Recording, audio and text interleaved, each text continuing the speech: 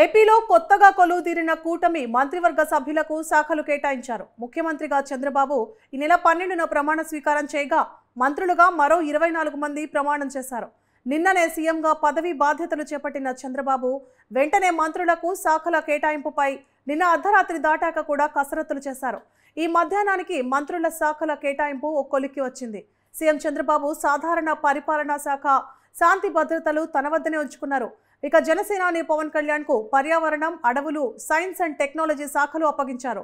మంగళగిరి శాసనసభ్యుడు నారా లోకేష్ కు మానవ వనరులు, IT, electronics and communications, RG శాఖలు అప్పగించారు. ఇక మిగతా మంత్రుల విషయానికి వస్తే అచ్చెన్నాయుడు వ్యవసాయం, సహకార, మార్కెటింగ్ శాఖ, కొల్లు రవీంద్ర గనులు, ఎక్సైజ్ శాఖ, సత్యకుమార్ వైద్య ఆరోగ్య శాఖ, నాదెండ్ల మనోహర్ పౌర సరఫరాల శాఖ, నిమ్మల రామానాయుడు జలవనరుల శాఖ, బీసీ జనార్దన్ రెడ్డి రోడ్లు భవనాల శాఖ, పయ్యావుల కేశవ్ ఆర్థిక శాఖ, శాసనసభ వ్యవహారాలు, సత్యప్రసాద్ రెవెన్యూ శాఖ, గొట్టిపాటి రవికుమార్ ఇంధన శాఖ, ఫరూక్ న్యాయశాఖ, మైనారిటీ శాఖ, ఇక బాలా వీరాంజనేయ స్వామి సాంఘిక శాఖ, కందుల దుర్గేష్ టూరిజం మరియు సినిమాటోగ్రఫీ శాఖ, సంధ్యారాణి మహిళా గిరిజన సంక్షేమ శాఖ, టీజీ భరత్ పరిశ్రమలు, వాణిజ్య మరియు ఫుడ్ ప్రాసెసింగ్ శాఖ, ఆనం రామనారాయణ రెడ్డి దేవాదాయ శాఖ, సవిత బీసీ సంక్షేమ శాఖ మరియు చేనేత శాఖ, వాసంశెట్టి సుభాష్ కార్మిక శాఖ, కొండపల్లి శ్రీనివాస్ చిన్న మధ్య తరహా పరిశ్రమల శాఖ, రాంప్రసాద్ రెడ్డి రవాణా క్రీడా శాఖ, పొలుసు పార్థసారథి గృహ నిర్మాణ శాఖ, వంగలపూడి అనిత హోంశాఖ, విపత్తు మరియు నిర్వహణ శాఖ, పొంగూరు నారాయణ మున్సిపల్ పరిపాలనా శాఖ, పట్టణాభివృద్ధి శాఖ. ఈ మంత్రులకి ఈ శాఖలు కేటాయించడం జరిగింది.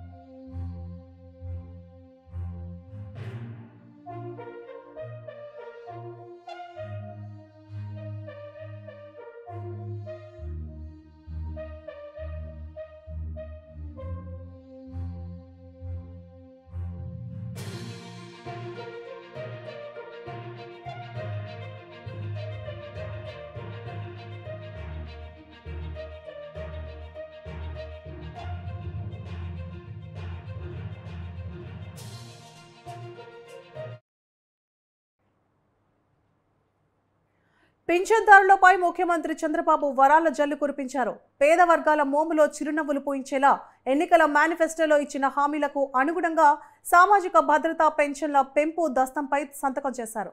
సచివాలయంలోని తన ఛాంబర్లో బాధ్యతల స్వీకరణ అనంతరం 3వ సంతకం పింఛన్ల పెంపు దస్త్రంపై పెట్టారు. ఇక 2014-19 మధ్య టీడీని ప్రభుత్వం పింఛన్ పథకానికి పెట్టిన ఎన్టీఆర్ భరోసా పేరునే ఇప్పుడు కూడా కొనసాగించనున్నారు. ఈ మేరకు ప్రభుత్వం ఉత్తర్వులు జారీ చేసింది.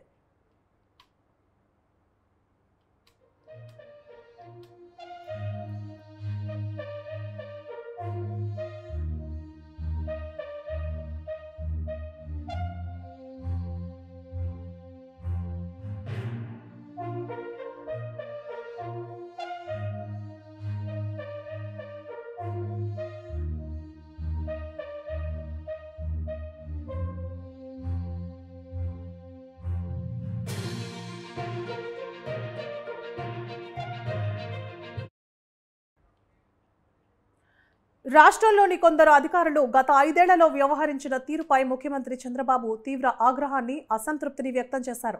ఐఏఎస్, ఐపీఎస్ వంటి గౌరవప్రదమైన సర్వీసులో ఉన్న అధికారులు అలా వ్యవహరిస్తారని, పరిపాలన అంత అన్యాయంగా తయారవుతుందని తానెప్పుడూ అనుకోలేదని ఘాటుగా వ్యాఖ్యానించారు.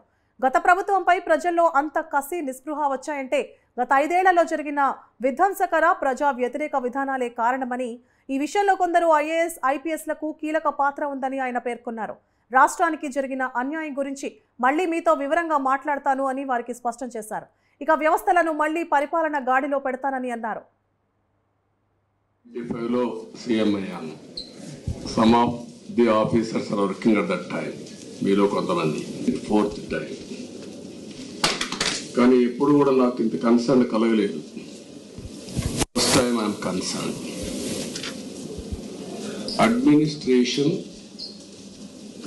ఆల్ ఇండియా సర్వీసెస్ కానీ అటు ఐపీఎస్, ఇటు ఐఏఎస్, లేకపోతే IFS, most respectable services. National integrity కోసం కూడా ఒక స్టేట్ ఆఫీసర్స్ కాకుండా డిఫరెంట్ స్టేట్స్ నుంచి అలొకేషన్ ఇస్తారు. అది ఇండిపెండెన్స్ వచ్చినప్పటి నుంచి. ఇదే ఆఫీసర్స్ 95లో బ్రహ్మాండంగా ఈరోజు జరిగిన డెవలప్మెంట్ అంతా కంట్రీకి ఒక ఆదర్శంగా చేశారు. కానీ ఈ 5 ఏళ్ళు మాత్రం ఏం చేశారో మీరే ఆత్మవిమర్శ చేసుకోవాలి. I don't want tell all these things now. ఎందుకంటే నేను చూసిన తర్వాత అడ్మినిస్ట్రేషను ఇంత అన్యాయంగా తయారవుతుందని నేను ఎప్పుడు ఊహించలేదు. డెవలప్మెంట్ కూడా నేను చూస్తున్నాను, నిన్నటి నుంచి చూస్తున్నా. డిపార్ట్మెంట్స్ అన్ని కూడా డీఫంక్ట్ అయినాయి, సిస్టమ్స్ అన్ని కూడా డీరేల్ అయిపోయినాయి. నేను మాట్లాడతాను, నా మీద ఒక పవిత్రమైన బాధ్యత ఉంది. ఎప్పుడూ లేనంత ఫ్రస్ట్రేషన్, కమోషన్ ప్రజల్లో వచ్చిందంటే దానికి కారణం ఈ 5 ఏళ్ళు ఈ రాష్ట్రంలో జరిగినటువంటి పనులే కారణం. ఎప్పుడు డెమోక్రసీ అనేది ప్రజల అభిష్ట ప్రకారం మనం పనిచేయాల్సిన అవసరం ఉంటుంది. ఆ విధంగా సరే, నేనేదో బాధతో నాకు జరిగిన అన్యాయం కాదు నేను మాట్లాడేది. నాకు జరిగిన అన్యాయం నేను ఎప్పుడూ మాట్లాడను. కానీ రాష్ట్రానికి జరిగిన అన్యాయం అవన్నీ మళ్ళీ ఒకసారి మాట్లాడతాను మీ అందరితో. మాట్లాడిన తర్వాత ఏ విధంగా మనం అడ్మినిస్ట్రేషన్ స్ట్రీమ్ లైన్ చేయాలో చేస్తాం. నిన్నే ప్రమాణ స్వీకారం చేశాను. ఈరోజే ఫస్ట్ వచ్చి ఒక 2 నిమిషాలు ఇక్కడ స్పెండ్ చేశాను. రేపు ఎల్లుండి ఇంకా నాకు కొన్ని పనులు ఉన్నాయి, అవన్నీ పూర్తి చేసుకొని మళ్ళీ వస్తాను. ఫుల్ అడ్మినిస్ట్రేషన్ పెట్టిన తర్వాత మీ అందరితో మాట్లాడతాను.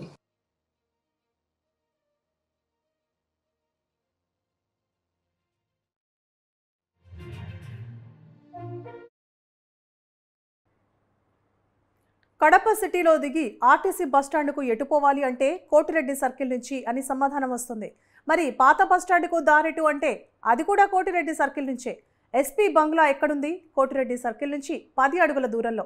కలెక్టర్ ఆఫీస్ ఎక్కడుంది? కోటిరెడ్డి సర్కిల్కి కుడివైపునే. మంచి భోజన హోటల్ ఎక్కడుంది? కోటిరెడ్డి సర్కిల్లో. ఎటు నుంచి ఎటు వెళ్లాలన్నా కోటిరెడ్డి సర్కిల్ నుంచే. Koti Reddy circle, Koti Reddy circle. ఇంతకు ఎవరి కోటిరెడ్డి, ఏమా కథ ఒకసారి చూద్దాం రండి.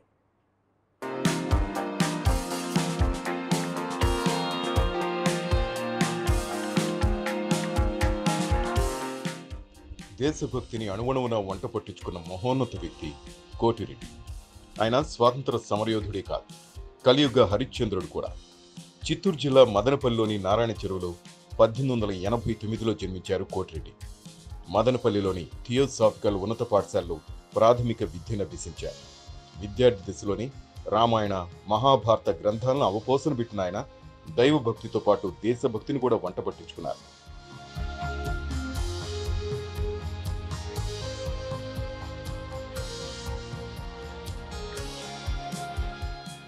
మద్రాసులోని క్రైస్తవ కళాశాలలో డిగ్రీ పూర్తి చేసి లండన్, ఆక్స్ఫర్డ్ యూనివర్సిటీ నుంచి LLB పట్టా పొందారు. అనంతరం 1914లో మద్రాస్ హైకోర్టులో న్యాయవాద వృత్తి చేపట్టారు. ఆ వృత్తిలో అబద్ధాలు చెప్పాల్సి రావడంతో తనకు సరిపడదని ఆ వృత్తిని వదిలేసి మద్రాసు నుంచి కడపకు మకాం మార్చారు.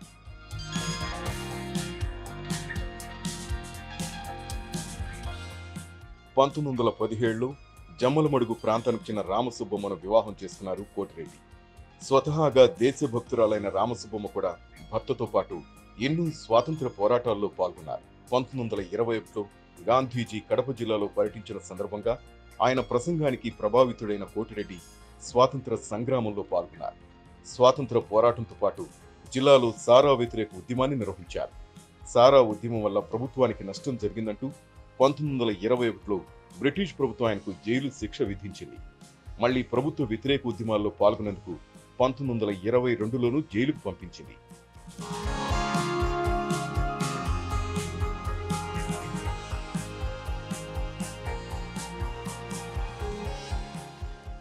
పంతొమ్మిది 1930లో ఉప్పు సత్యాగ్రహంలో పాల్గొనేందుకు కోటిరెడ్డికి సంవత్సరం పాటు జైలు శిక్ష వేశారు.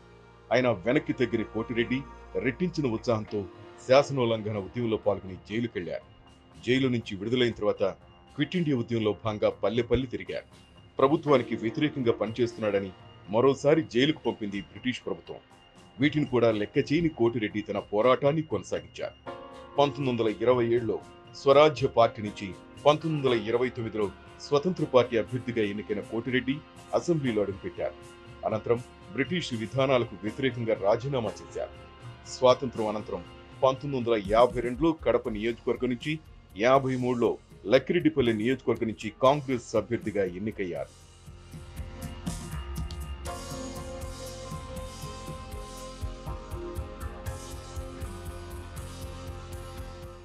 ఉమ్మడి మద్రాసు రాష్ట్రంలో రాజాజీ ప్రభుత్వంలో కోటిరెడ్డి దేవాదాయ శాఖ మంత్రిగా పనిచేశారు. ఆ సమయంలో మధుర, శ్రీరంగం, తిరునల్వేలి దేవాలయాల్లో హరిజనులకు ప్రవేశం కల్పించారు. ప్రత్యేక ఆంధ్ర ఉద్యమంలో కీలక పాత్ర పోషించారు. భాషా ప్రాతిపదికన తెలుగు వారికి ప్రత్యేక రాష్ట్రం కోసం ఉద్యమం చేశారు. 1953లో కర్నూలు రాజధానిగా ఏర్పడిన ఆంధ్ర రాష్ట్రంలో టంగుటూరు ప్రకాశం పంతులు మంత్రివర్గంలో రెవెన్యూ శాఖ మంత్రిగా పనిచేశారు. రాయలసీమ అభివృద్ధికి తన వంతు తోడ్పాటనిచ్చారు. 1930లో జరిగిన శ్రీబాగ్ ఒడంబడికలోనూ కీలకంగా వ్యవహరించారు. 1925లో ఆంధ్ర విశ్వవిద్యాలయం స్థాపనకు కృషి చేశారు. తిరుపతిలో ఎస్వి యూనివర్సిటీ ఏర్పాటులో తన వంతు పాత్ర పోషించారు.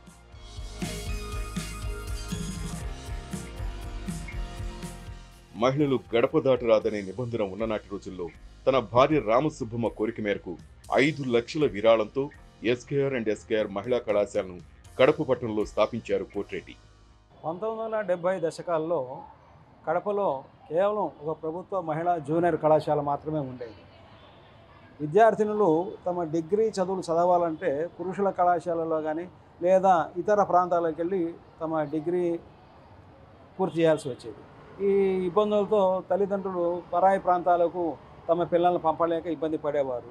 మరి కొంతమంది పురుషుల కళాశాలలో చేర్పించడం కొంత ఇబ్బందికరంగా భావించి అంతటితో కళాశాల విద్య ఆగిపోయే స్థితిలో ప్రభుత్వం ద్వారా ఒత్తిడి తీసుకొని వచ్చి ప్రభుత్వ అధీనంలో కడపలో ఒక మహిళా కళాశాల ఏర్పాటు చేయాలని ఆందోళన ప్రజల్లో రేకెత్తింది.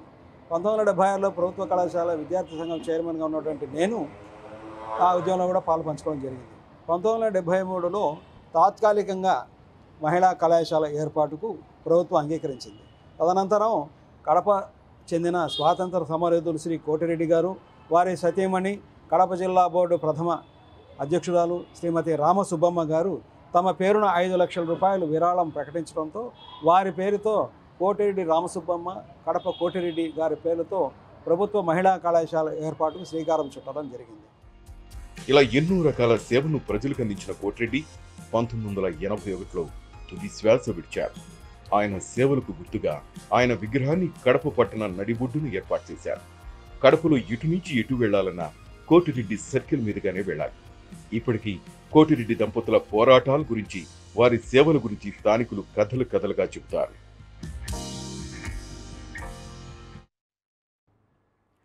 చిత్తూరు జిల్లా పుంగనూరులో సీఎం చంద్రబాబు, మంత్రి నారా లోకేష్ చిత్రపటాలకు పాలాభిషేకం చేశారు. పుంగనూరులోని ఎన్టీఆర్ సర్కిల్లో టీఎన్ఎస్ఎఫ్ రాష్ట్ర అధికార ప్రతినిధి మార్పురి రమేష్, రాజంపేట పుంగనూరు నియోజకవర్గం తెలుగు యువత అధ్యక్షులు జంపాల చిన్నమోహన్ నాయుడు ఆధ్వర్యంలో పాలాభిషేకం కార్యక్రమం నిర్వహించారు. సీఎంగా బాధ్యతలు చేపట్టి తొలి సంతకం మెగా డిఎస్సీపై చేయడంతో వారు ఆనందం వ్యక్తం చేశారు.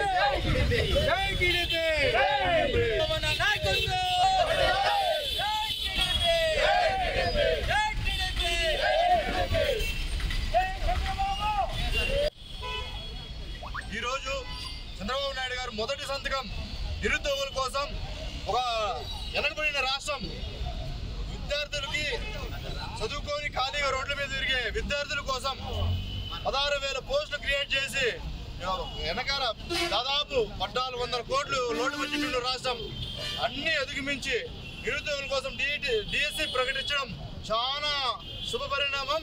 అందుకే వర్షం కూడా ఈరోజు వస్తుంది. చంద్రబాబుకి నిరుద్యోగుల తరఫున, విద్యార్థుల తరఫున, యువత తరఫున మేము మా జీవితాంతం రుణపడి ఉంటామని చెప్పి మేము సగౌరవంగా తెలుపుతున్నాం. ఈరోజు చంద్రబాబు నాయుడు గారు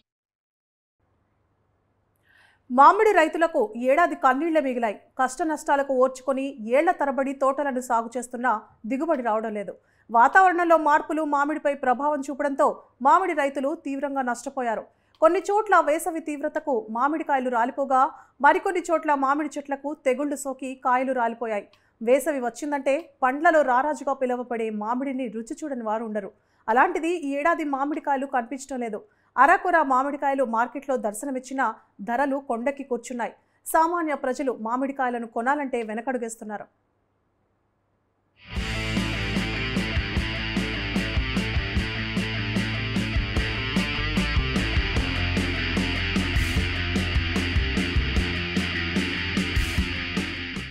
అన్నమయ్య జిల్లా వ్యాప్తంగా మామిడి తోటల సాగు ఎక్కువగా ఉంది. ఎంతో ఆశగా మామిడి పండ్లు సాగు చేస్తున్న రైతులకు సరైన గిట్టుబాటు ధర లేక గత 4 సంవత్సరాలుగా తీవ్రంగా నష్టపోతున్నారు. మామిడి రైతులకు గత ఏడాది కంటే ఈ ఏడాది వాతావరణ పరిస్థితులు అనుకూలించగా ఎక్కువగా నష్టపోయారు. కొన్ని చోట్ల ఎండ వేడిమికి మామిడికాయలు రాలిపోగా, మరికొన్ని చోట్ల మామిడి చెట్లకు తెగుళ్లు సోకి రాలిపోయాయి. ఇక్కడి నుంచి ముంబై, చెన్నై, హైదరాబాద్ ఇతర ప్రాంతాలకు మామిడికాయలను ఎగుమతి చేస్తారు.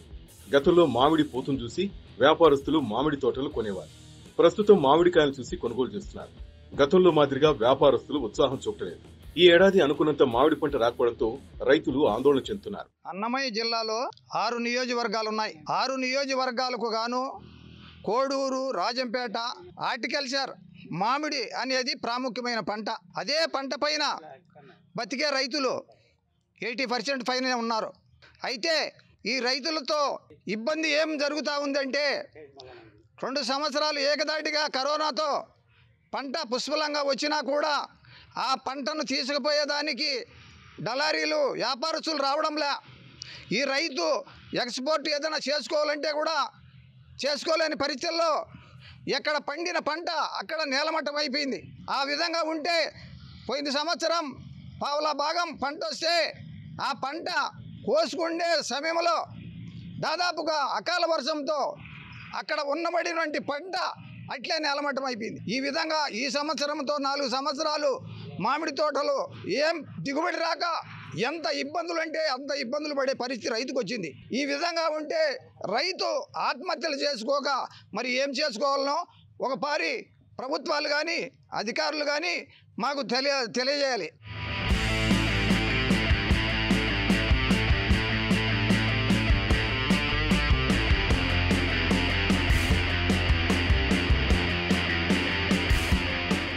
మామిడి ధరలు ఎండలతో సమానంగా మండిపోతున్నాయి. మార్కెట్లో ఎక్కడ చూసినా మామిడి పండ్లు కనిపించట్లేదు. ఒకవేళ కనిపించినా చాలా తక్కువ మోతాదులో ఉంటున్నాయి.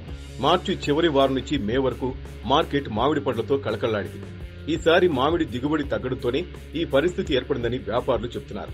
పూత రాకపోవడం, వచ్చినా కూడా రాలిపోవడంతో మామిడి దిగుబడిపై ప్రభావం పడింది. గతంలో శీతాకాలంలో మామిడి చెట్లకు దట్టంగా పూత వచ్చినా ఆ తర్వాత వాతావరణంలో మార్పుల కారణంగా నిలబడలేదు. నాసిరకమైన మందుల ప్రభావంతో పూత నిలబడలేదని రైతులు వాపోతున్నారు. దీని కారణంగానే మార్కెట్లో ఎక్కడా మామిడి పండ్లు కనిపించట్లేదు. అరకొర మామిడి పండ్లు కనిపించినా కిలో 80 నుంచి 180 వరకు అమ్ముతున్నారు. నా పేరు సీపామయ్య, సుండపల్ల మండలం. బేనుసా ఒక రైతును బేనుసా మాకు 2 ఎకరాలు ఉంది. ఆ 2 ఎకరాల్లో 10 టన్నులు కాయలు వస్తున్నాయి. ఇప్పుడు దిగుబడి ఏమైందంటే ఒక 10 కిరీట్లు కోసపోయినాం. ఇప్పుడు ఈ కాపు 10 కిరీట్ల మాకు ఎంత తుండేదానికి ఎంత అవుతుంది, మందులు ఎంత అయినాయి, మొత్తం 30,000 ఖర్చు పెడితే దున్నేదానికి మందులకు మాకు వచ్చింది ఒక 10 కిరీట్లు కాయలు. అంతా బెనుసా 10 టన్నులు అయితే ఉన్నాయి. ఇప్పుడు మాకు 10 కిరీట్లు తీసుకుపోయి మేము ఏం చేసుకోవాలా? మాకు మందులకు వస్తుందా, దున్నేదానికి వస్తుందా, ప్రతిరోజు కరెంట్ ఎప్పుడు వచ్చి అప్పుడు పోయి నీళ్లు పారగట్టాలా చేయాలా. ఇప్పుడు మేము ఏం చేయాలంటే రైతు ఆత్మహత్య చేసుకునేదానికి రెడీ అయినాము. మాకు రైతుకు మేలు చేయమని మేము కోరుకుంటున్నాము. మా పరిస్థితి బాగలేదు, అప్పుల పాలై ఉన్నాము. అది మా పరిస్థితి.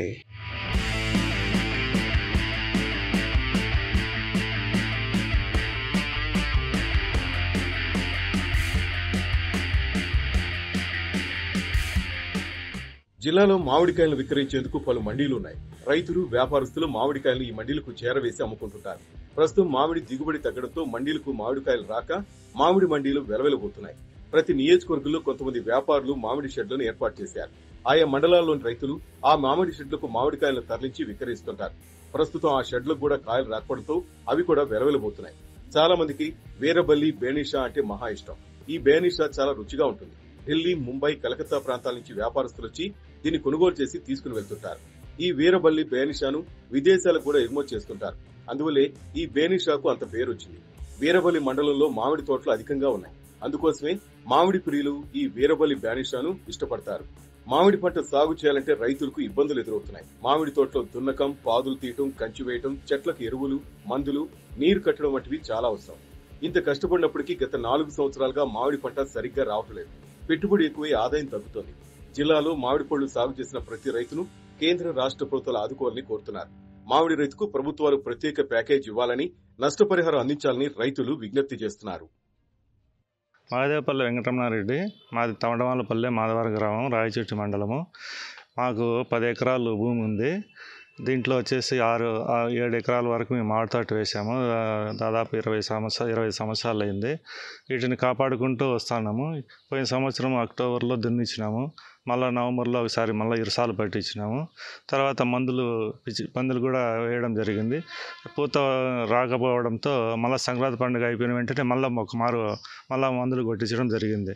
అయినా కూడా ఫిబ్రవరి వరకు చూసినాము. మా పూత రాకపోతే మూడోసారి మళ్ళీ మందులు తీసుకొని మేము కొట్టించడం జరిగింది. అయితే పూత రాలేదు. అప్పటికే నీళ్లను వచ్చేసి మేము వారానికి 2 తళ్ళు వేస్తా వచ్చినా కూడా పూత రాకపోవడంతో మేము మళ్ళీ ఎరువులు కూడా తీసుకొచ్చి వేయడం జరిగింది. పాస్ఫేట్, యూరియా అట్లాంటివి. అయినా కూడా పూత రాకపోయేందుకు ఈసారి అప్పటికే అన్ని మామూలు కాలువలు తీసేసి చెట్లు చుట్టూ వచ్చేసి పాదులు కూడా తీయడం జరిగింది. దీనికి కూడా కూలీ ఖర్చులు దాదాపు 10,000 దాకా అయింది. మందులకు ఒక 20,000 అయింది. దున్నించడానికి ట్రాక్టర్కు ఒక గంటకు వచ్చేసి 1000 రూపాయల చొప్పున మేము దాదాపు 10 గంటల దాకా అయింది 3 సార్లు దున్నించడంతో. దాదాపు ఇప్పటికే పెట్టుబడి మేము 60-70 వేల దాకా పెట్టడం జరిగింది. అయితే ఇంతవరకు పూత అనేది రాలేదు. తినడానికి కూడా చట్నీ కూడా కాయ కూడా కాయలేదు. దీంతో మేము చాలా నష్టపోయినాము. ఈసారి పంట బాగా వస్తుంది అని చెప్పేసి ఆశ పెట్టుకోవడంతో మా ఆశలన్నీ నిరాశలు కూడా అయిపోవడం జరిగింది. అయితే నిదానంగా పంట వస్తుందని చెప్పేసి ఆశతో మేము ఇంకా దాన్ని నమ్ముకొని నీళ్లు కట్టించి ఈ మధ్యలో వచ్చేసి ఎండలు ఎక్కువ వేసి మా బోర్లో కూడా నీళ్లు అడుగంటిపోయినాయి. అయినా మేము ఒక తడి అయితే మేము ట్రాక్టర్తో కొన్ని నీళ్లు పట్టించిన తర్వాత అయినా కూడా పూత రాలేదు. మేము ప్రతి సంవత్సరము ఈ మామిడి తోట మీదనే ఎక్కువ మేము ఆధారపడి ఆశలు పెట్టుకొని పిల్లల చదువులు అయితేనేమి, ఇంటి బాడులు అయితేనేమి, ఇంకా ఇతర ఖర్చులు, హాస్పిటల్ ఖర్చులు అన్నీ కూడా మేము దాంట్లో పోయేటి. ఈసారి ₹1 రాలేదు. తినడానికి కూడా చట్నీ కూడా ఒక కాయ కూడా లేదు. మేము చాలా నష్టపోయినాము. ఇదే విధంగా మా ఊర్లో, మా గ్రామంలో రైతులందరికీ కూడా ఇదే పరిస్థితి ఉంది. అయితే గతంలో వచ్చేసి మిగతా 1 ఎకరా 2 ఎకరాలు వరి పంట వేసేవాళ్ళము. కానీ అది ఈసారి నీళ్లు లేకపోవడంతో వరి పంట కూడా వేయలే.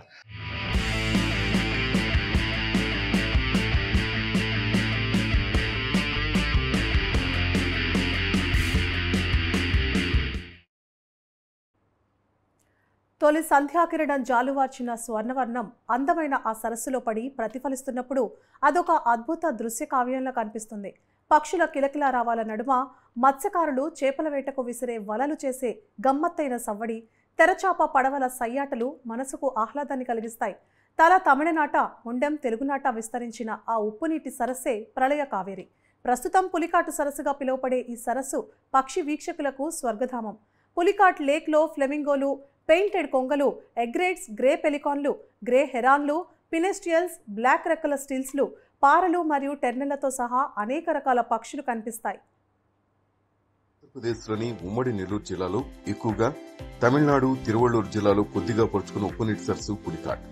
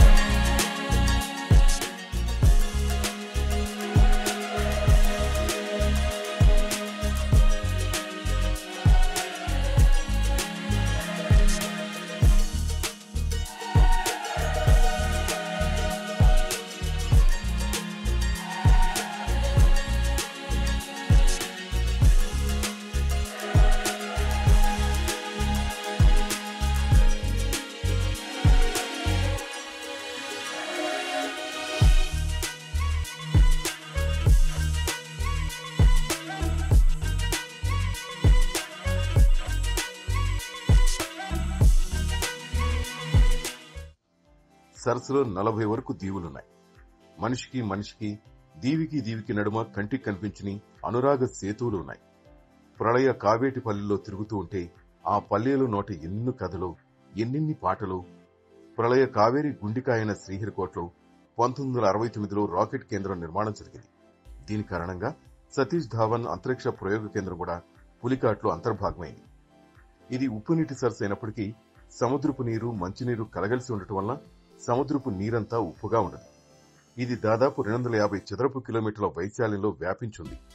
వర్షాకాలంలో ఇది 460 చదరపు కిలోమీటర్ల వరకు పెరుగుతుంది. పులికాట్ సరస్సు 60 కిలోమీటర్ల పొడవు, ప్రదేశాన్ని బట్టి 0.2 నుండి 17.5 కిలోమీటర్ల వెడల్పు ఉంది. ఎన్నో జాతుల పక్షులకు, ప్రకృతి సంపదకు నిలయం ఈ సరస్సు.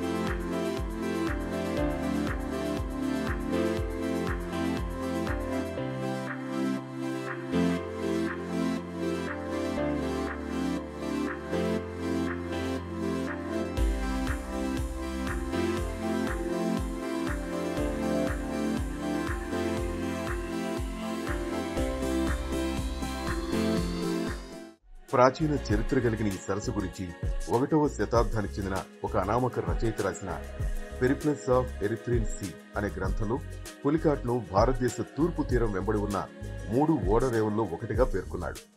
2వ శతాబ్దంలో టాలమీ పొందుపరిచిన ఓడరేవుల జాబితాలో ఇది కూడా ఉంది. పోర్చుగీసు వారు ఇక్కడ 1515 ప్రాంతంలో ఒక చర్చిని కూడా నిర్మించారు. దాని తాలూకు శిథిలాలు నేటికి ఈ ప్రాంతంలో కనిపిస్తాయి. ఆ తర్వాత డచ్ వారు కూడా ఇక్కడికి వచ్చారు. 1700 సంవత్సరం నాటికి బ్రిటిష్ ఈస్ట్ ఇండియా కంపెనీ వారు దక్షిణ భారతదేశంలో నెలకొల్పిన అతి కొద్ది వర్తక స్థానాల్లో పులికాటు కూడా ఒకటిగా ఉండేది. ఈ సరస్సులో ఉన్న పక్షుల సంరక్షణ కేంద్రానికి వలస వచ్చి సంతానోత్పత్తి చేసుకుని వెళ్లే అతిపెద్ద పక్షి ఫ్లెమింగో. గుజరాత్లోని రాణా ఆఫ్ కచ్, మయన్మార్ నుంచి వచ్చి ఈ పక్షి పేరిట ఏటా రాష్ట్ర ప్రభుత్వం ఓ పండుగ నిర్వహిస్తోంది. దాని పేరే ఫ్లెమింగో ఫెస్టివల్. ఈ సరస్సులో లభించే అపార మత్స్య సంపద మీద మనుషులే కాదు, లక్షలాది పక్షులు కూడా ఆధారపడి జీవిస్తుండటం విశేషం. ప్రకృతి ఆరాధకులకు, పక్షి ప్రేమికులకు ఇది స్వర్గధామం.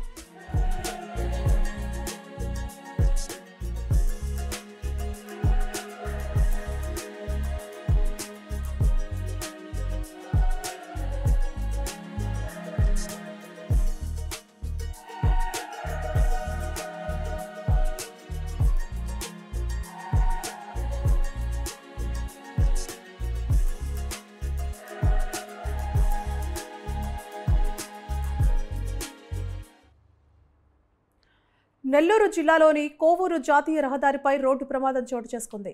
నెల్లూరు నుండి కావలి వైపు మామిడికాయల లోడుతో వెళుతున్న mini trolley van Kovur RK petrol bunk వద్ద రోడ్డు పక్కన ఆపి ఉన్న కంటైనర్ను ఢీకొట్టింది. ఈ ప్రమాదంలో డ్రైవర్ అక్కడికక్కడే మృతి చెందగా క్లీనర్ క్యాబిన్లో ఇరుక్కుపోయాడు. దీంతో స్థానికులు, పోలీసులు చాలాసేపు కష్టపడి క్లీనర్ను బయటకు తీశారు. తీవ్రంగా గాయపడిన క్లీనర్ను 108 ద్వారా నెల్లూరు ఆసుపత్రికి తరలించారు. ఘటనపై కేసు నమోదు చేసుకున్న పోలీసులు దర్యాప్తు చేస్తున్నారు.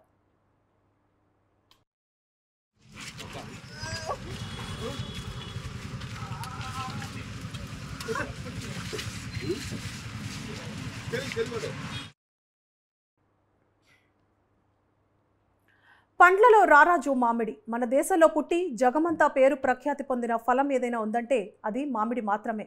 ఆంధ్రప్రదేశ్లోని ఉలవపాడులో పండే మామిడి పండు ఎందరో దేశ ప్రముఖుల మనసు దోచుకుంది. దివంగత మాజీ ప్రధానుల నుంచి ఉపరాష్ట్రపతుల వరకు ఇక్కడి ఫలం రుచి చూసేవారు. అసలు ఉలవపాడు మామిడికి ఎందుకంత ప్రత్యేకత? Watch the story.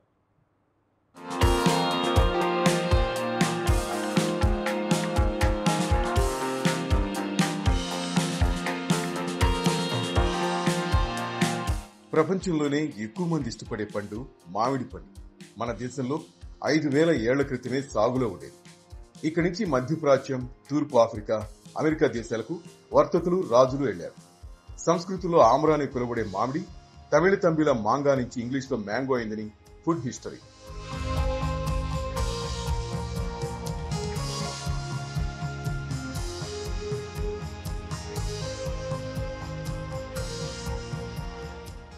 ఇక్కడ చుట్టూచూపుగా వచ్చిన హయాన్ సాన్, షాహాన్ కాంటి, బటుటా పొగిడిన వారే.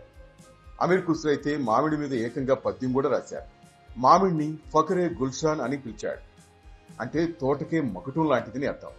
అంత ఘనమైన చరిత్ర కలిగిన మామిడి పండు ఒక్కో ప్రాంతంలో ఒక్కో రుచి సంతరించుకుని ఎందరి మనసుల్లో దోచుకుంది.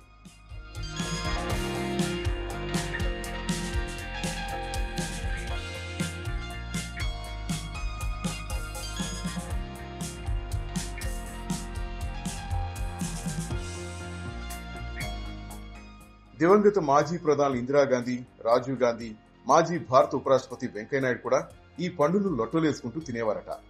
ఉలవపాడు మామిడంటేనే ప్రపంచవ్యాప్తంగా పేరుంది. ఇక్కడ బంగినపల్లి రకం విదేశాలకు కూడా ఎగుమతవుతోంది. ప్రకాశం జిల్లాలో ఉలవపాడు మామిడి రుచికి ప్రతి ఒక్కరూ ఫిదా అవ్వాల్సిందే. 16వ నెంబర్ జాతీయ రహదారిపై ఒంగోలు, కావలి పట్టణానికి మధ్యలో ఈ ప్రాంతం ఉంటుంది. ఈ ప్రాంతంలో సుమారు 15,000 ఎకరాల్లో మామిడి సాగు జరుగుతుంది. ఇక్కడ బంగినపల్లి, పెద్ద రసాలు, చిన్న రసాలు, బెంగళూరు, నీలం, కొబ్బరి మామిడి, పునారస్, హిమాం పసంద్ రకాలు సాగు చేస్తారు.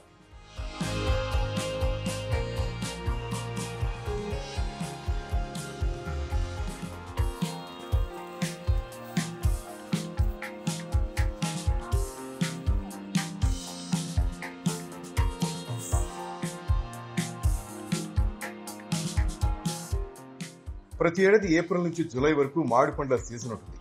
ఎకరానికి 2 టన్నుల వరకు దిగుబడి వస్తుంది. బంగినపల్లి రకం అత్యధికంగా టన్ను 30 నుంచి 45 వేల వరకు పలుకుతుంది. మిగిలిన రకాలు తక్కువ రేటు పలుకుతాయి. మామిడి పండ్ల మీద ఏడాదికి సుమారు 90 కోట్ల వరకు టర్నోవర్ జరుగుతుందని రైతులు అంటున్నారు. ఇక్కడి నుంచి దేశంలోని అన్ని ప్రాంతాలకు మామిడి ఎగుమతి అవుతుంటుంది. బంగినపల్లి రకం షిప్పులు, విమానాల్లో అమెరికా, ఇంగ్లాండ్కు పంపిస్తున్నారు. బెంగళూరు రకం మామిడి జ్యూస్ ఫ్యాక్టరీలకు ఎగుమతి చేస్తారు.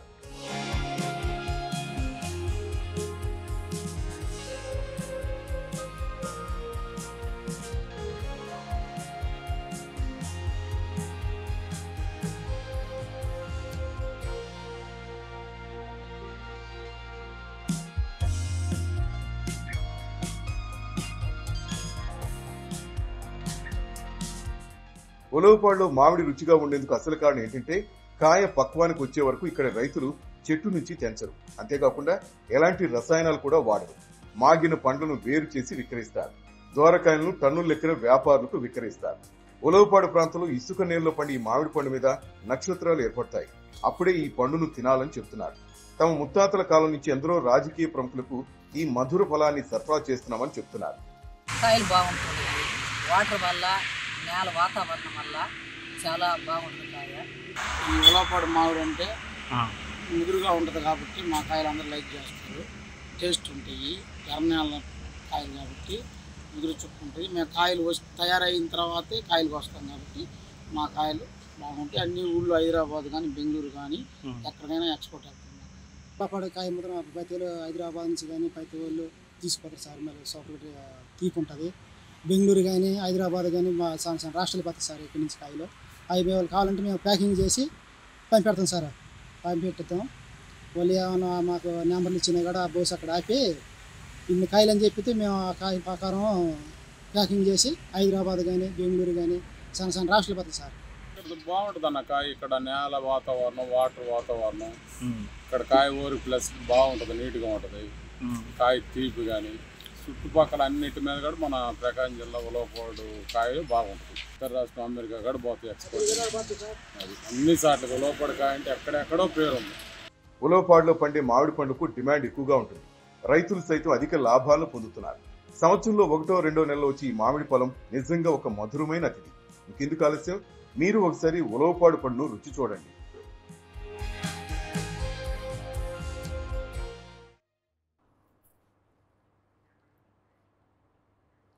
వైసీపీ అధినేత జగన్ నిన్నటి నుంచి తన పార్టీ నేతలతో సమావేశమవుతున్నారు. ఇటీవల జరిగిన ఎన్నికల్లో దారుణ ఓటమిపై ఆయన సమీక్షిస్తున్నారు. ఇందులో పెద్దగా సమీక్షించాల్సిన పని లేదు. ఎందుకు జనం ఓడించారన్నది క్లియర్ కట్గా కనిపిస్తోంది, అందరికీ అర్థమవుతోంది. పోలింగ్ తర్వాత ఎవరికి అంచనాలు అందకపోయినా అసలు లోపం ఎక్కడ ఉందన్నది ఫలితాల తర్వాత మాత్రం స్పష్టంగా తెలుస్తోంది. ఇంతోటి దానికి సమీక్షలు అవసరమా అంటున్నారు పార్టీ క్యాడర్. తన నిర్ణయాలు విఫలమయ్యాయని జగన్ అంగీకరించాలంటున్నారు. ఓటమికి ఏవేవో కారణాలు చెబుతూ నేతలను బయటకు పంపించినంత మాత్రాన జనం మనసులైతే మారవన్నది తెలుసుకోవాలని ఆ పార్టీ నాయకులే అంటున్నారు.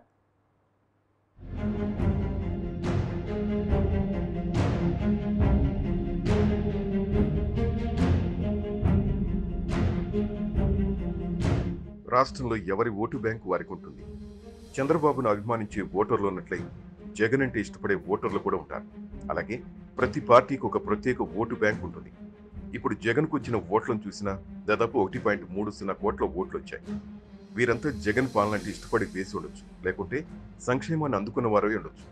వారిని విడదీసి చూడలేని పరిస్థితి కాబట్టి చెప్పలేం. కానీ జగన్ పార్టీ దారుణ ఓటమికి మాత్రం కేవలం 3 పార్టీల కలయిక ఒకటే కారణం కాదన్నది వాస్తవం. 5 కారణాలు జగన్ ఓటమిలో కీలక భూమిక పోషించాయని పార్టీ నేతలు చెబుతున్నారు. తటస్థ ఓటర్లు ఈసారి జగన్ వైపు మొగ్గు చూపలేదు. దానికి ప్రధాన కారణం వైసీపీ ప్రభుత్వం తీసుకున్న నిర్ణయాలేనని అంటున్నారు.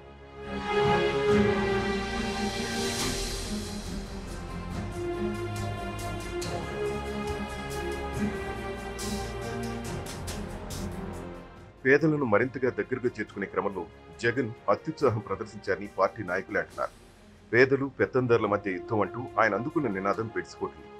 కమ్యూనిస్టులు ఆ నినాదం అందుకుని ఎందుకు కొరగాకుండా పోయిన విషయాన్ని ఈ సందర్భంగా వైసీపీ అధినేత గుర్తుకు తెచ్చుకుంటే మంచిదని పార్టీ నేతలు సలహా ఇస్తున్నారు. ఈ నినాదంతోనే అగ్రవర్ణాల్లో అధిక భాగం జగన్ పార్టీకి దూరమయ్యారన్నది పరిశీలకుల వాదన కూడా. ఇది తమకు ఉపయోగపడే ప్రభుత్వం కాదని, తాము చెల్లించిన పనులు అప్పనంగా అందరికీ జగన్ పంచిపెడుతున్నారన్న బలమైన భావన ఆ వర్గాల్లో పాతుకుపోయింది. అదే పోలింగ్ కేంద్రాలకు పరుగులు తీసేలా చేసిందనే చెప్పాలి. రెడ్డి కులంతో పాటు అగ్రకులంలో అధిక భాగం ఈసారి జగన్ పక్షాన్ని నిలవకపోవడం వల్లనే ఈ దారుణ ఓటమి సంభవించిందని లెక్కలు చెబుతున్నాయి.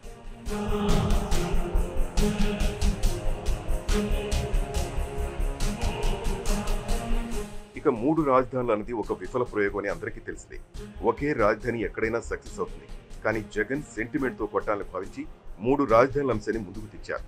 దీంతో పెట్టుబడులు రాకపోగా ప్రజల్లోకి పెద్దగా వెళ్లక బూమ్రాంగ్ అయిందని ఎన్నికల ఫలితాల తర్వాత కానీ జగన్కు తెలిసి రాలేదు. ఒకే రాజధానితో పాలన చేస్తూ మిగిలిన ప్రాంతాలను అభివృద్ధి చేయాలన్న ఆలోచన పక్కన పెట్టి అసాధ్యమైన, అలివి కాని, న్యాయపరమైన చిక్కులు ఎక్కువగా ఉన్న 3 క్యాపిటల్స్ పట్టుకుని ఎన్నికలకు వెళ్లారు. దీంతో 3 ప్రాంతాల్లోనూ దెబ్బతినాల్సి వచ్చింది. ప్రజలకు కావాల్సింది తమ ఇంటి ముంగిట రాజధాని కాదు, తమ ఇంట్లో ఉద్యోగం అన్న విషయాన్ని జగన్ ప్రభుత్వం విస్మరించింది.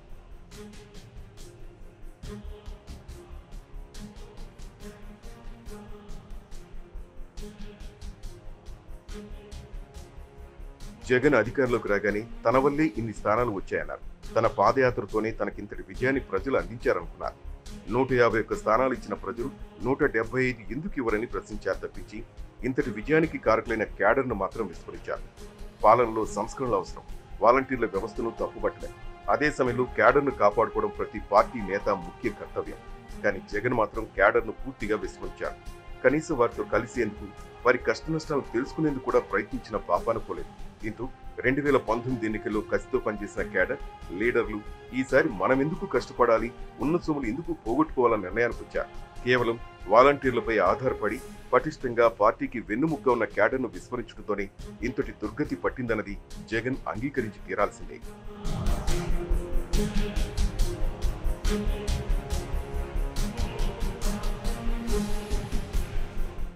పార్టీని గెలుపు తీరాలకు చేర్చే ఓటర్లు వేరు. రాష్ట్రం, సంక్షేమం, అభివృద్ధి అనే అంశాలతో పాటు కులం, ప్రాంతాలకు ఎక్కువ ప్రాధాన్యత ఉంటుంది. దీనికి తగినట్లుగా పాలకులు నడుచుకోవాలి. ఆ విధంగా రూట్ మ్యాప్ తయారు చేసుకోవాలి.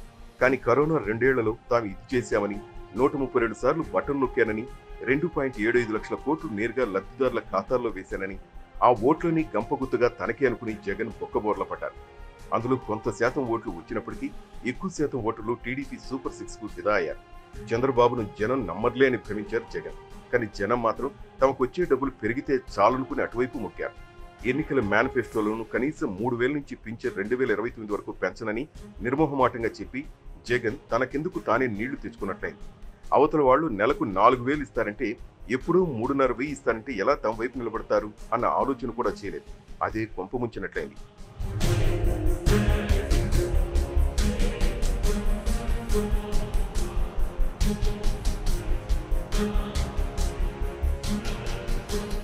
ఇక సంక్షేమానికి పెద్దపీట వేశానని చెప్పుకునే జగన్ గత 5 ఏళ్లు కనీసం అభివృద్ధిపై దృష్టి పెట్టలేదు.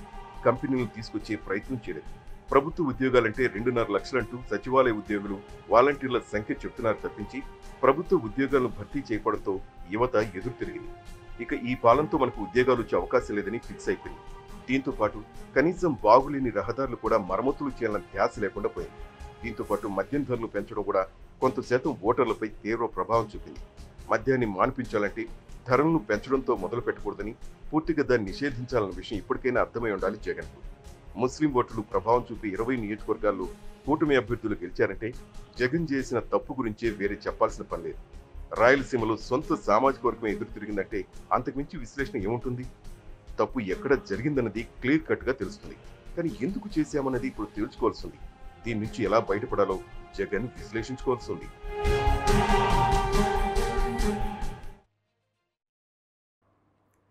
చిత్తూరు జిల్లా పుంగనూరులో టీడీపీ నాయకుడు అనుమానాస్పద స్థితిలో మృతి చెందడం కలకలం రేపింది. మండలంలోని ఆరడిగుంట గ్రామానికి లింగయ్య ఉదయం 4 గంటల ప్రాంతంలో గ్రామ సచివాలయం వద్ద అనుమానాస్పద స్థితిలో మృతి చెందాడు. దీంతో గమనించిన కుటుంబ సభ్యులు పోలీసులకు సమాచారం అందించారు. ఘటనా స్థలానికి చేరుకున్న పోలీసులు మృతదేహాన్ని పోస్టుమార్టం కోసం పుంగనూరు ఏరియా ఆసుపత్రికి తరలించారు. కేసు నమోదు చేసుకున్న పోలీసులు మృతికి గల కారణాలపై దర్యాప్తు చేస్తున్నారు.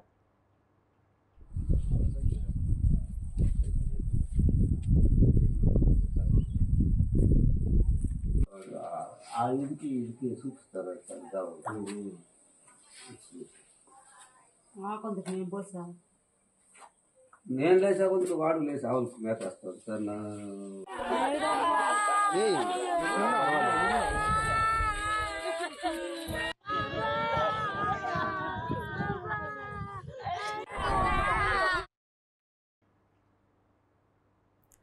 చిత్తూరు జిల్లా కార్వేటి నగరం మండలంలో గ్రావెల్ మాఫియా రెచ్చిపోయింది. ఎల్లార్పేట గ్రామ పంచాయతీ పరిధిలో ఉన్న ఫారెస్ట్లో అర్ధరాత్రి 4 టిప్పర్లతో వెళుతున్న గ్రావెల్ మాఫియాను ఎమ్మెల్యే సోదరుడు నీది పోలీసులకు పట్టించారు.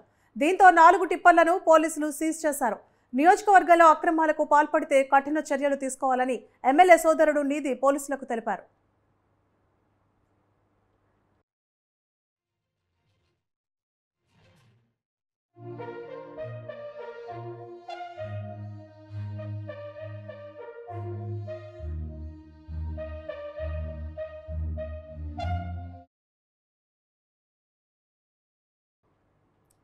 కృష్ణా జిల్లా పెడన నియోజకవర్గాల్లో ఘోర రోడ్డు ప్రమాదం జరిగింది.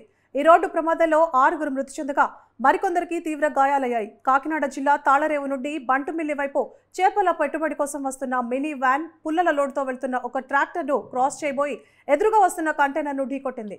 ఈ ఘటనలో కంటైనర్లో ఉన్న డ్రైవర్ స్పాట్లో మృతి చెందగా క్లీనర్కి తీవ్ర గాయాలయ్యాయి. మినీ వ్యాన్లో ఉన్న 10 మంది కూలీలలో 5 అక్కడికక్కడే మృతి చెందగా మిగతా వారికి తీవ్ర గాయాలయ్యాయి. గాయాలైన వారిని హుటాహుటిన మచిలీపట్నం ప్రభుత్వ వైద్యశాలకు తరలించారు. తెల్లవారుజామున సుమారు 4:30-5 గంటల ప్రాంతంలో కృత్తివెన్ను మండలము కృష్ణా జిల్లా వద్ద మనకి ఇండియన్ ఆయిల్ బంక్ దగ్గర ఒక యాక్సిడెంట్ జరిగింది. ఇది టువర్డ్స్ పెడన నుంచి లోసరి బ్రిడ్జి వైపు ఒక కంటైనర్ వెళ్తూ ఉన్నది. అలాగే లోసరి బ్రిడ్జి వైపు నుంచి ఒక అశోక లైలాండ్ ఒక 10 మెంబర్స్ దాంట్లో ఒక ప్యాసింజర్స్ ఎక్కి చేపల ఫిషింగ్ పట్టడానికి వెళ్తూ ఉన్నారు టువర్డ్స్ పెడన. అలాగే ఈ లోసరి బ్రిడ్జి వైపు నుంచి పెడన వైపు ఒక ట్రాక్టర్ కూడా కట్టెల లోడ్తో వెళ్తూ ఉన్నది. ఈ అశోక లైలాండ్లో ఉన్న డ్రైవరు ఏదన్నా ముందు ఉన్న ట్రాక్టర్ని తప్పించబోయి దాన్ని కొట్టి ఇటు కంటైనర్ వెళ్తున్న దాన్ని హిట్ చేసినట్టు అనిపిస్తూ ఉన్నది ప్రాథమికంగా. దాంట్లో స్పాట్లో కంటైనర్ డ్రైవర్ చనిపోయాడు. అలాగే అశోక లైలాండ్లో ఉన్న ఒక 4 స్పాట్లో టోటల్గా ఒక 5 మెంబర్స్ ఇక్కడ చనిపోవడం జరిగింది. ఈ అశోక లైలాండ్లో ఉన్న 4 గవర్నమెంట్ హాస్పిటల్ మచిలీపట్నం పంపిస్తే అక్కడ ట్రీట్మెంట్ పొందుతా ఇంకొక అతను చనిపోయాడు. టోటల్గా ప్రస్తుతానికి ఒక 6 మంది చనిపోయి ఉన్నారు. ఇక్కడ మన పెడన సిఐ గారు, కుర్తివెన్ని ఎస్ఐ గారు అందరం మేము స్పాట్లో తెలియంగానే విజిట్ చేశాము. ఇక్కడ గ్రామస్తులందరూ కూడా మాకు బాగా సహకారం చేశారు. అందరూ కూడా ఈ డెడ్ బాడీస్ పట్టడం కానీ, ఇరుక్కున్న బండ్లను తీయటం కానీ ప్రజలందరూ కూడా మాకు బాగా సహకారం చేశారు. కాబట్టి ఇన్వెస్టిగేషన్ చేస్తూ ఉన్నాము. ఎలాగ జరిగిందనేది దర్యాప్తులో తేలుస్తాం. శ్రీకాకుళం జిల్లా టెక్కలిలో ఏబీవీపీ నాయకులు ఆందోళనకు దిగారు. టెక్కలిలోని ఇన్సర్ట్ జీసస్ హై స్కూల్లో ప్రభుత్వ నిబంధనలకు విరుద్ధంగా అధిక ఫీజులు వసూలు చేస్తున్నారని ఏబీవీపీ నేతలు ఆందోళనకు దిగారు. పాఠశాల యాజమాన్యంపై వెంటనే చర్యలు తీసుకోవాలని ఎంఈఓ తులసిరావుని డిమాండ్ చేశారు. స్పందించిన ఎంఈఓ వెంటనే పాఠశాలను తనిఖీ చేశారు. పాఠశాలలోని తరగతి గదులకు తాళం వేశారు.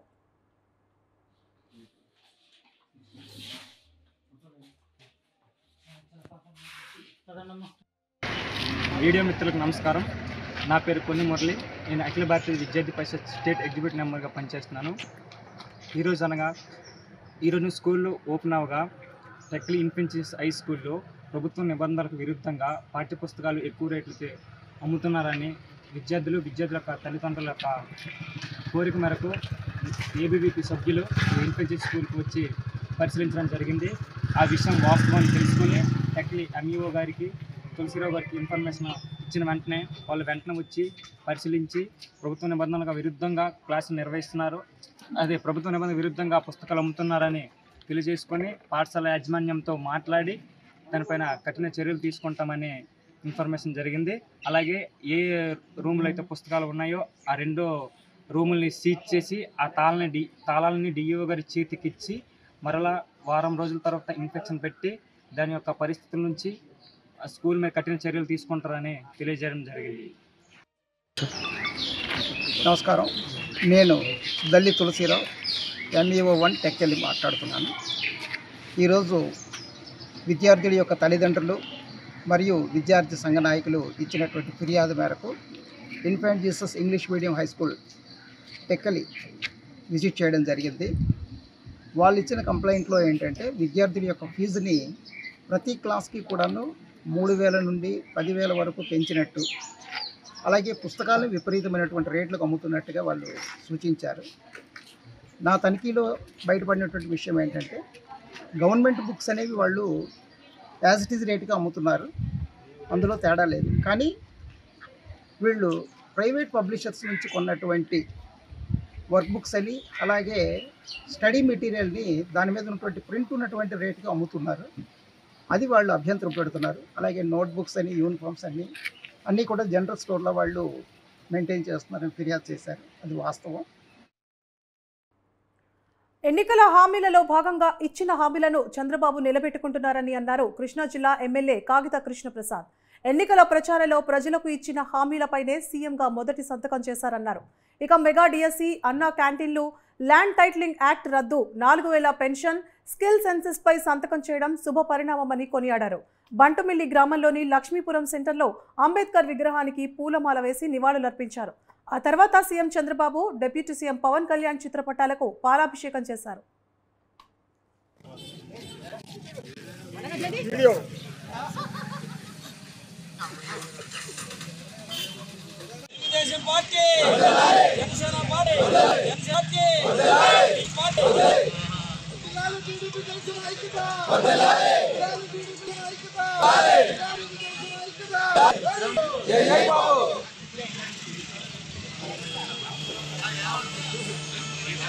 అందరికీ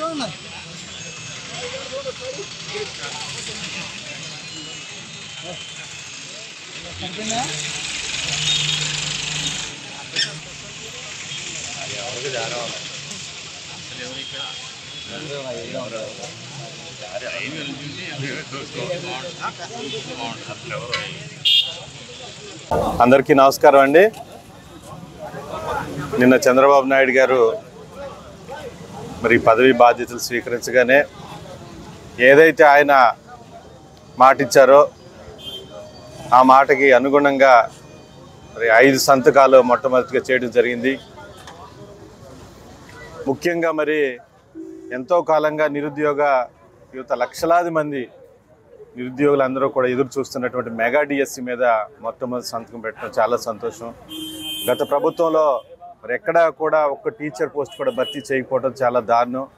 మరి వాళ్ళందరినీ కూడా ఊరట కలిగించే విధంగా నిన్న ఏదైతే మాట ఇచ్చారో మరి చంద్రబాబు నాయుడు గారు కానీ పవన్ కళ్యాణ్ గారు కానీ ఇద్దరు మాట ఇచ్చారో ఆ మాట నెరవేర్చేందుకు నిన్న ఆయన మొట్టమొదటిగా సంతకం పెట్టడం జరిగిందని చెప్పి మీ అందరికీ కూడా తెలియజేస్తా ఉన్నాను.